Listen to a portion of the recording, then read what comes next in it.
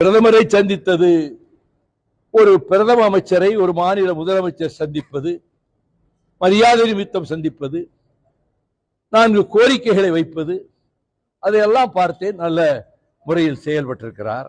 ஆனால் இந்தியாவினுடைய உள்துறை அமைச்சர் திராவிட இயக்கத்தை இருக்கிற இடம் தெரியாமல் தடம் தெரியாமல் துடைத்து எரிவோம் என்று ஆணவ குரலில் திமிரோடு பேசிய உள்துறை அமைச்சர் அமித்ஷா மற்ற 2 மாநில முதலமைச்சர்களை சந்திக்க வாய்ப்பு கொடுத்தவர் நம்முடைய தமிழ்நாட்டு முதலமைச்சரை சந்திக்க வாய்ப்பு கொடுக்கவில்லை என்று கேள்விப்படுகிறேன். அவர் தனி மனிதர் அல்ல. விஜய் 8 கோடி மக்களின் பிரதிநிதி. அதற்கு உரிய மரியாதையை உள்துறை அமைச்சர் தராதது தவறானது என்று நான் கண்டனம் தெரிவிக்கிறேன். இந்த கருத்தை நீங்க போட்டாலே எனக்கு 2 நிமிஷம் தான் டிவியில்